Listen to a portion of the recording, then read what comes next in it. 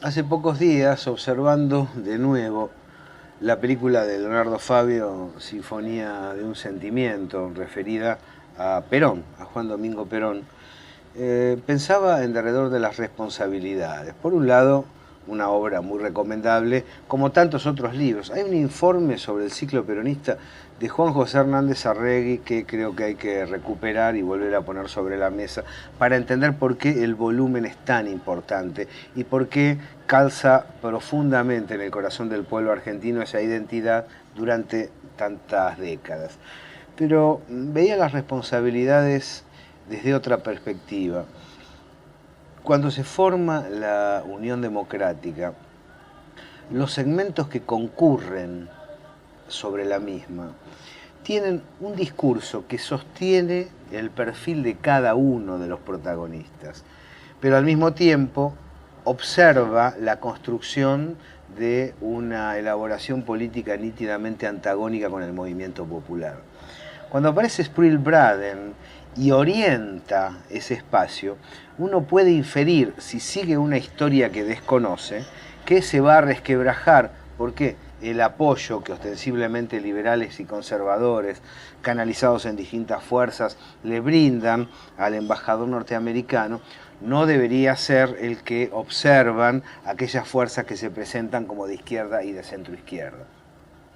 Y sin embargo se las arreglaron para colocar su discurso de un modo exactamente funcional a los intereses norteamericanos, a pesar de tener contenidos que estaban desligados de esos intereses. Varios elementos a considerar al respecto, ¿no? Uno de ellos es el interés local y el interés externo. Todas las fuerzas que configuran la Unión Democrática están relacionadas con referencias externas, y muchas de ellas, las que tienen algún tipo de sintonía interna, están vinculadas con los sectores parasitarios, con el rentismo, que en definitiva también tiene su vínculo con el exterior. Es curioso lo que pasó en ese periodo, porque aún elementos empresariales, aún elementos comerciantes que estaban beneficiados por la dinámica de ampliación del mercado interno a través de la mejora salarial laboral integral en la República Argentina, contrastaban con ese interés. Pero además, aquellas franjas que habían bregado por los derechos de los trabajadores durante tantos años, al ver plasmados esos derechos en una legislación adecuada, sostenían que eran elementos demagógicos, que era una suerte de maquillaje del régimen para perjudicar en definitiva a los trabajadores. El tiempo pasó a lo largo de los 10 años, desde la configuración de la Unión Democrática hasta el año 55, y prácticamente no se modificó la obra de gobierno del general Perón, que fue cada vez más intensa en esa dirección, salvo ese parate, esa meseta del año 53, que termina con nuevo ministro de Economía, con un Congreso de la Productividad en discusión, pero no era esto lo que ponían en debate las fuerzas opositoras. Desde la constitución de la Unión Democrática hasta el golpe de Estado, y con posterioridad en la narración histórica, no hay modificaciones de las fuerzas de izquierda en derredor al peronismo. Hay algunos elementos que se desprenden de la misma en los años 60 para participar del movimiento nacional, pero estructuralmente no hay una transformación del diagnóstico realizado en derredor al movimiento nacional.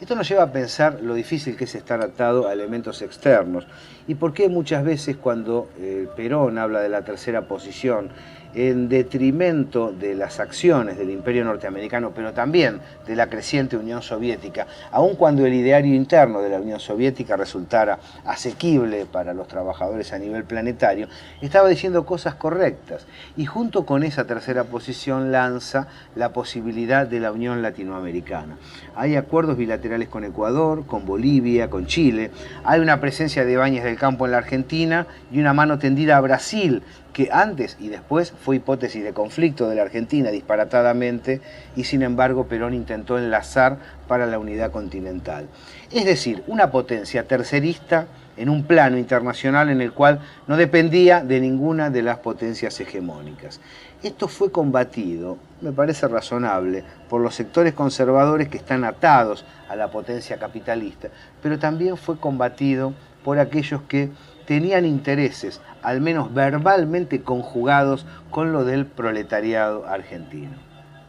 ¿A qué viene esta reinterpretación de la historia y a qué viene esta relectura? Entre otros materiales, el más conocido es la película de Leonardo Fabio, pero ha habido varios historiadores, entre ellos José María Rosa, el mismo Arturo Jauretche cuando recurre a la narración histórica, la explicación que brinda Scalabrini Ortiz, o como señalábamos, la síntesis planteada por Juan José Hernández Arregui, que abordan, entre otros, la cuestión. ¿Por qué hoy? Yo estoy muy preocupado con mucha gente que realmente dio batalla durante la dictadura y con posterioridad durante el liberalismo en la Argentina en los años 90. Y sin embargo nos llenan de materiales y los vemos uniéndose en distintas tribunas a nivel nacional y en las distintas provincias, junto con sectores que, de hecho, cuando uno los observa, le permiten inferir la conformación de una nueva Unión Democrática.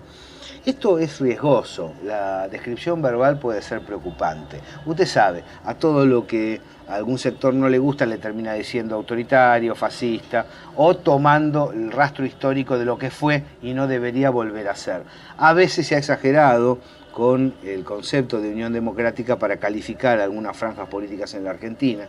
En este caso, por eso que yo nunca hablo de trazos históricos en esa dirección, aunque analice la historia en tanto me resulte posible, de traer al presente aquella conformación. Cuando uno ve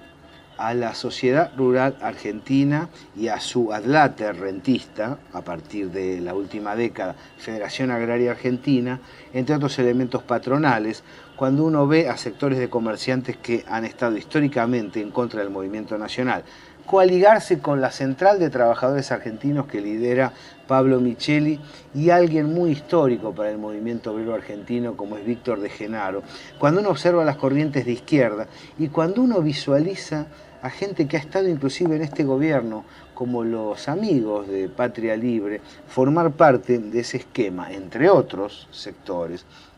y también cuando uno visualiza a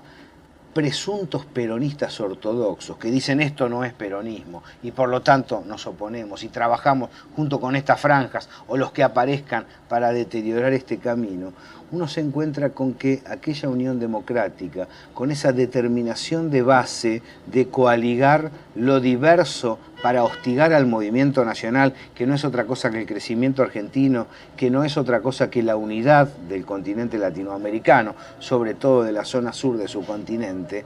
hay una responsabilidad de los dirigentes. Y una responsabilidad que a este fin de año bien vale, porque fue muy agudo con los cacerolazos, con los paros, el moverse de este sector político argentino, para poder pensar mejor el año venidero.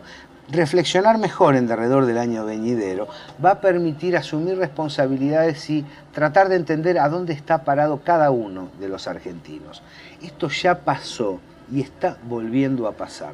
Por supuesto, el análisis que estamos desplegando no tiene nada de catastrofista. ¿Por qué? Porque hay un elemento que no está. Las Fuerzas Armadas no están dispuestas a coaligarse con el sector Nueva Unión Democrática para voltear al gobierno constitucional. Entonces hay un desequilibrio claro. Hay un hostigamiento de los medios de comunicación que siempre existió y que está siendo combatido con mucha energía por estos días,